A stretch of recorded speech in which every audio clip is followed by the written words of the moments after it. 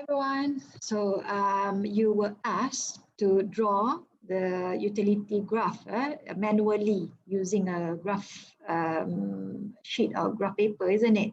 But today I'm going to show you how to draw the utility curve using Excel, which is much more easier. Okay, now this is the question that I transferred from Word into Excel. It's the same thing. Okay, you can refer to your tutorial 10 urban growth punya question. It's the same thing. Okay, same statement, same description. So you have here question number 1, formation of new cities. So that you are given a region, you are given an existing city, you are being told that there's a city that is existing. There's one current city in the region and the government creates a new city. Okay, that's basically the premise of this question. Okay, now consider a region with a workforce of 12 million in a single city. So one region, one city existing. That's the current condition. Okay. Urban utility curve reaches its maximum with 3 million workers and includes the following combination. So the urban utility curve for that particular city, urban city. You can see that number of workers 1 until 12 million. Okay, 1, 2, 3, 4, and then you can see the peak is reached at worker amounting to 3 million, whereby you will experience a utility at $70 per worker, and thereafter it will drop.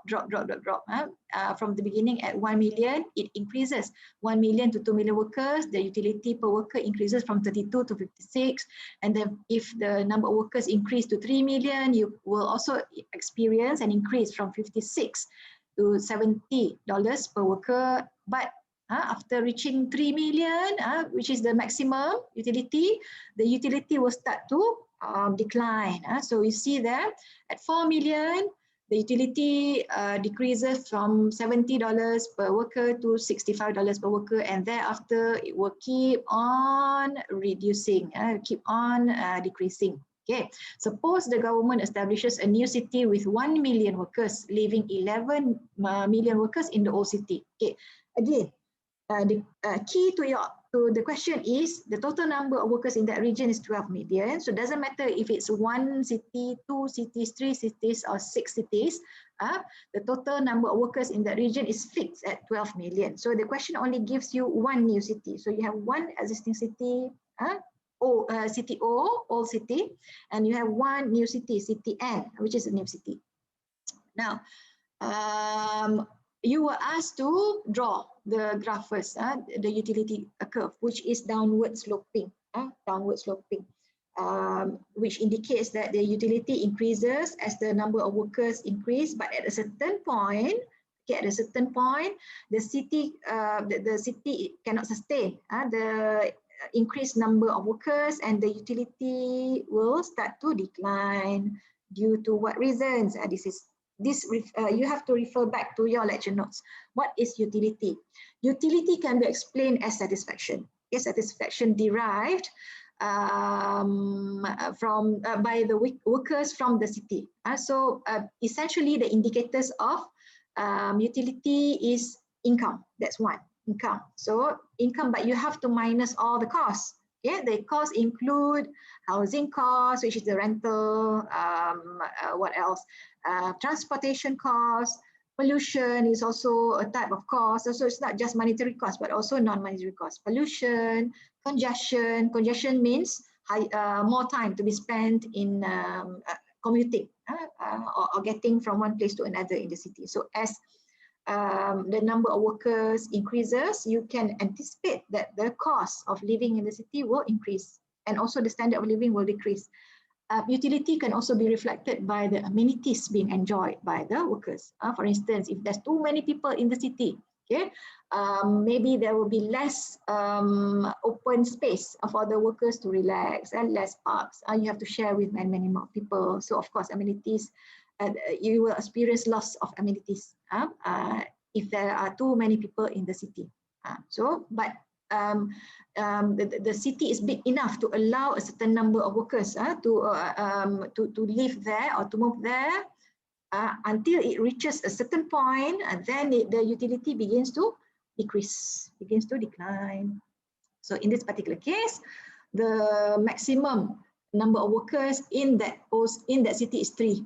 Then when it moves from 3 million to 4 million, you will experience a decrease in the utility in terms of dollars per worker from 70 to 65. Okay, now, first things first, draw the utility curve.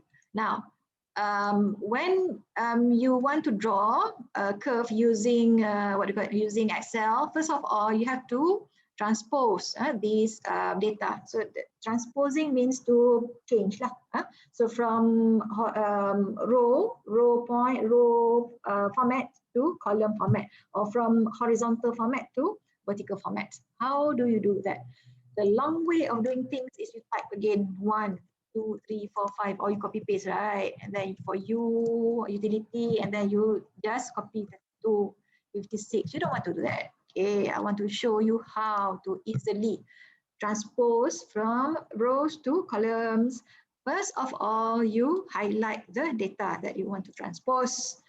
Then you Control-C. Use your shortcut buttons. From now on, do not rely on your mouse alone for simple applications such as copy-paste. Control-C, Control-V, copy-paste. Copy-paste, Control-C, Control-P. No, Control-C, Control-C, Control-V, copy-paste. Cut is Control-C, Control, cannot remember apa. But anyway, okay, the important thing here is you want to copy first. Okay, so you highlight, Control-C, go to a free cell. Okay, then this one you have to use your mouse. Right-click. Okay, or you can, if you are using your laptop, the right button lah. Okay, paste special. Okay, paste special. Until you have this window, this pop-up, okay, or this window. Choose transpose. Then okay, and then you have your data from horizontal format. Now it becomes a vertical format. So that's what you want. And now make your data beautiful by putting things in center, aligning lah, center alignment. Okay, okay, so that's done. Now keep it highlighted. Next thing to do is to ask Excel to draw our chart for us. So insert, it's a scatter graph. This one, chart, scatter, but you want this, scatter with line. Okay, scatter with line, smooth line. Okay, so you have your inverted U. So this is your utility. You can rename your chart. So now it becomes utility curve for the region. Okay, done. Isn't it easy? Okay, do the same thing with your question 2. Okay, but more importantly, we want to answer the questions here. 1A, B, and C. Okay, now, again, key to the question, key to answering the question is the total number of workers for the region is 12. You have to bear that in mind. The maximum utility is reached at 3. Number of workers at 3 million. Okay, now the answers to the question. Okay, answer 1A. Now, immediately following the establishment of the new city, the utility in the small new city is 32. Of course, 32, because the answer told, the question told you that the government establishes the new city with 1 million workers. So at 1 million worker, the utility is $32 per worker. So what does that tell you? What is the number of workers left in the old city? It's 12 minus 1. So 12 minus 1 is 11. So 1 is the number of workers in the new city, 11 is the number of workers in the old city. So what is the corresponding utility for the workers? 11 million workers in the old city. Isn't it 30? So that's the answer. Okay. The new city, $32 per worker. Old city is $30 per worker. Which one is higher? Okay. You ask yourself, which one is higher? The utility at the new city or the utility at the old city? Isn't it the utility at the new city? So what does that tell you? The new city is more attractive than the old city. So if that's the case, okay, you will see a movement of workers from the old city to the new city. Maybe because in the old city, they are experiencing more congestion, higher cost of living there, higher housing rentals there, housing rents. fewer amenities available. Okay, so that's why they move to the new city, because new cities are exciting. New cities have a small number of people, more green areas, more pleasant. Okay, so that's why they move from the old city to the new city. Okay, and you see that if they move, if there's a movement from the old city to the new city, say 1 million, 1 million workers move to the new city. So now the number of workers in the new city is 2 million. Utility is 56. How many workers are left in the old city? So that's 12 million minus 2, you have 10, isn't it? So you have 10 million workers in the old city. What's the utility of the old city? 35, still lower, isn't it? You have 56 in the old city, 35 in the new city. That's why people will be attracted to move. People from the old city will still be attracted to move to the new city, because you compare 56 with 35. Of course, 56 is more attractive than 35. Okay. Now, you say you experience an addition of 1 more million workers. So from 2 millions in the new city, 3 millions now. Okay, what's the utility? $70 per worker. Okay, what is the corresponding utility for the old city? So that's 12 million minus 3. Okay, you have 9, isn't it? 9 million workers in the old city. So at 9 million workers, the corresponding utility per worker is 40. 70 and 40. Okay, 70 and 40. Of course, which one is more attractive? 70, right? So people move to the new city. However, at this point in the new city, they experience reduced utility because the new city, maybe the size, maybe the municipality, the local authority couldn't, it's too small. They couldn't handle too many people. That's why the services that they give to the increased number of population. 3 million is good, it's the optimum level. But once there are more people moving into the new city, the people will experience a less satisfaction maybe with the services there from the local authority. Housing costs now become more expensive. There will be a loss of amenities or less amenities as before. So you experience reduced utility per worker in the new city if you move from 3 million to 4 million. Okay, now so that's beside the point. That's just my explanation to you about how the movement of workers from one city to another will affect the utility, and what happens when the number of workers go beyond the optimum level, and the utility will reduce. Now, 1B. On the utility curve, mark the position of the new city with N and the position of the old city following the formation of the new city with D. Use arrows to indicate the direction movement for each city. So for this, I will insert shape. Okay, I will use a circle. So it's here, 1 million. So this is your, can I use a color? I will use a color. Maybe I use a red. Okay, so this is and also I will insert a sign. So this is N, right? New. Okay, so new is here. Wait. I want to move this, make it more, this one. Okay. So again, see there, you see a box, and then you see that it can block. It can block your what do you call it, the lines and things like that. So what do you need to do now? Format, shape fill, no fill. That's all. Shape outline, no outline, and then you will have a transparent box. Okay, so that's a trick that I'm teaching you today for Excel. Okay, so some of you may already know this, but some of you may not. That's what I'm teaching you. Okay, now, so what? Now draw the same one for the old city. Okay, so again, and insert. I can easily copy paste this now, but I don't want to. I just want to do like this. Okay. So 12 minus 1, you have 11, isn't it here instead of 12? So it's here, right? Use red again for the fill. Okay. And then I'm lazy, so I just want to copy paste. So copy and then paste. So you copy paste. Oops, sorry about that. So this is D to indicate the utility in the position. Okay, so N and D are correct lah. So D. So place it closer to the dot, to the circle. Okay, mark the position of the new city. So here is the position of the new city.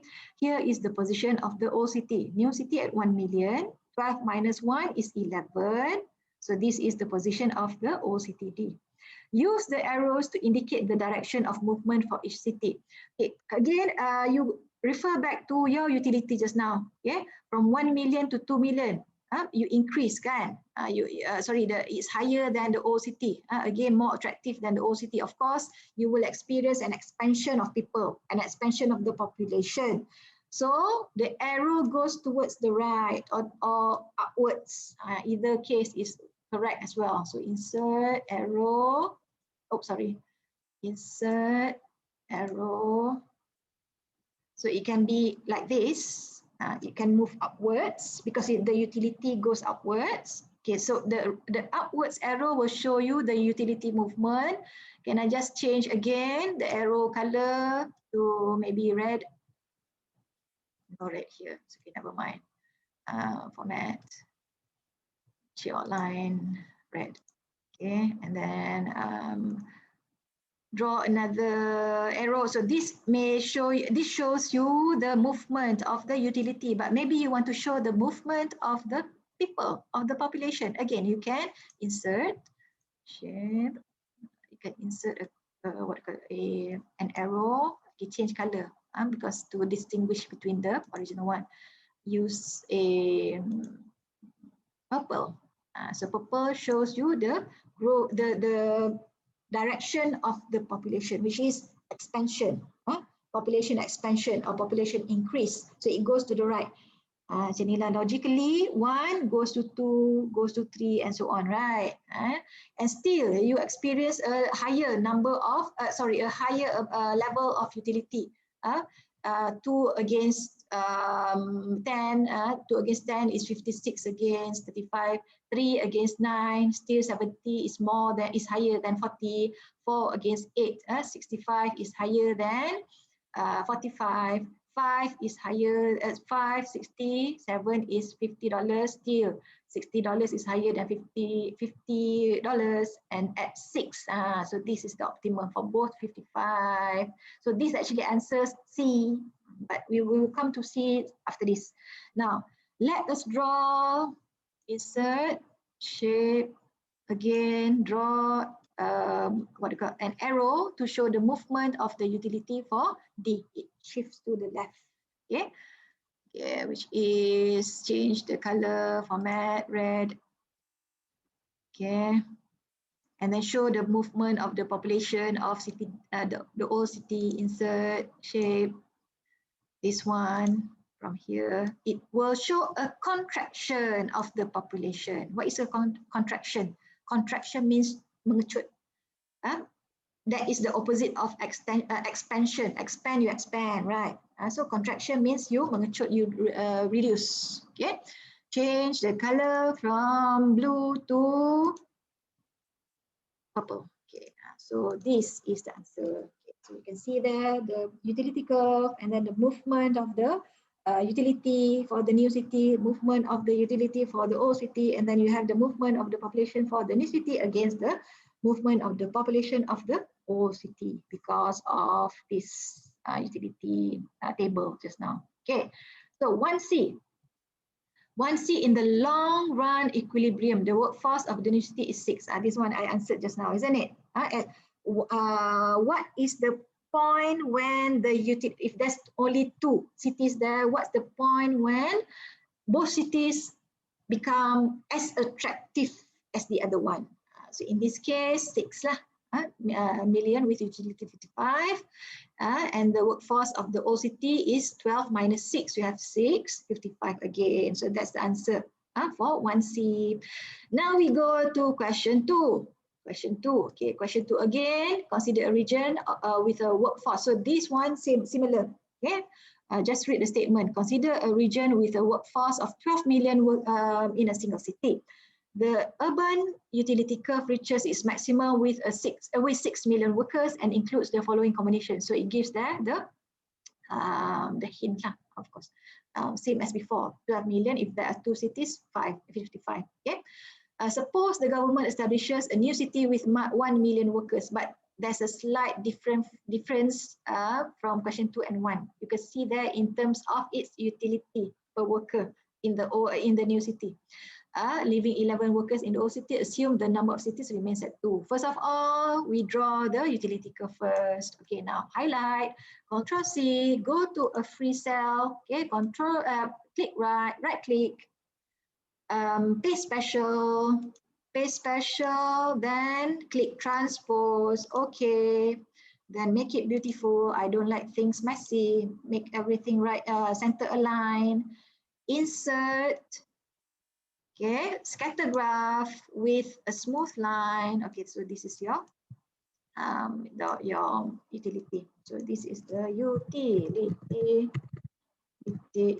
utility curve for the region. Okay, right. So x-axis is the number of workers from 1 to 12 million, and then the y-axis is the utility in terms of dollars. Okay.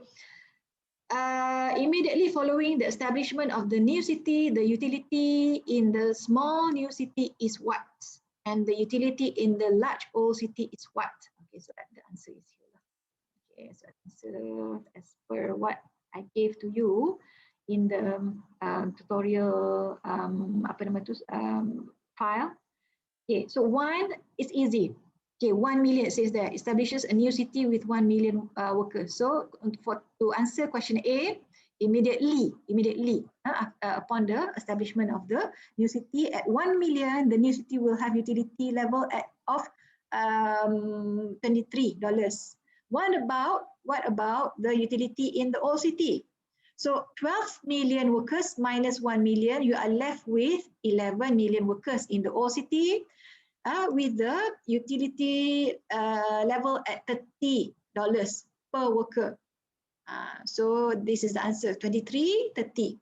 What does that tell you? Which is more attractive, the new city or the old city? So in this case, the old city is more attractive than the new city because you experience a higher level of utility in the old city at both populations compared to the new city. $30 per worker is higher than $23. Okay, so what does that tell you? If the utility is higher in the old city, of course, the number of workers in the new city will decrease. They will flock, they will move, or they will be attracted to move to the old city due to the higher utility. So immediately the new city will shrink. You will experience a decrease in the number of workers there because they flock or they move to the new city to experience a higher utility. Again, utility can connote or can represent satisfaction for the workers. So they are more satisfied in the old city compared to the new city. That's why they move from the new city to the old city, higher from 23. They compare the utility per worker, new city 23, old city 30. So this is more attractive. So that's why they will move to the old city. The old city will grow again. From 11 million, you will experience more people moving to the old city. In the long run equilibrium, the workforce of the old city is 12 million. Because even if the number of workers is increased, keeps on increasing from 11 to 12, you can see there it's still higher than here, 23, right? 30. So in between numbers going from, if you can say that in the old city, the population, if the population increases from 11 million to 12 million, they will experience a decrease in the utility from 30 to 25. But still, 25 is higher than 23 in the new city. So that's why in the long run, the new city will fail because it fails to attract workers to live there. So that should be a food for thought how can you retain, at least retain, or you want, actually your goal is to attract people to live in the city. Okay, when you attract people to live in the city, you will experience urbanization, isn't it? And we have learned before, okay, urban development equals urbanization, but urbanization also equals development, also equals economic growth. So the aim of cities is expansion, to gain more people to live in the city. Okay, as long as you don't reach the breaking point lah. Okay. And, a new city will be viable in the long run if the starting workforce is at least, you have to plot, you have to follow the movement of the utility until you reach a point when the utility in the new city is higher than the utility in the old city. So can we plot together? Okay, at 1 million, utility is 23, so old city is 12 minus 1, so that's 11. So which is more attractive? Old city. So at 2 million, number of workers in the new city, what's the utility is 33. What will be the number of workers in the old city? 12 minus 2, you have 10. Okay, 35 and 33, which is more attractive? Of course, 35. So still, that doesn't work. Okay. At the number of workers of 3 million in the new city, you experience a utility of $43 per worker. Okay, so 12 minus 3, you have 9. So what will be the utility in the old city? It's 40. So isn't 43 higher than 40? So that means that this is the minimum number of workers. Minimum number of workers. So at this point is when the city is maybe one of the factors that can explain this is the productivity, the economies of scale. At this point, the city has reached scale economies that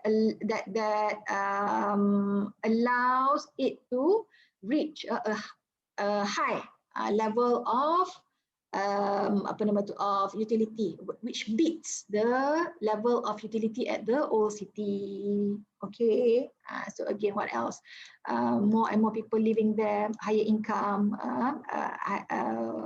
housing cost is not that high yet as compared to the old city. Amenities are still available, amenities per worker are still satisfactory and things like that. Pollution is not that high. Okay, so those are all the factors that can attract people to experience a higher satisfaction with the city. Okay, so the answer is 3 million. A new city will be viable in the long run if the starting workforce is at least 3 million, because that is the point when the utility per worker in the new city is higher than utility in the old city. So, okay. So that is the answer to that. So at 1 million, it doesn't work for the new city. They have to immediately, the government has to plan for the new city to have at least 3 million workers or 3 million residents. How? Through government policy. Okay, so macam mana pun buatlah, whatever it is, they have to ensure that the new city has 3 million. Okay, or the city will fail, or at least reach 3 million mark as soon as possible.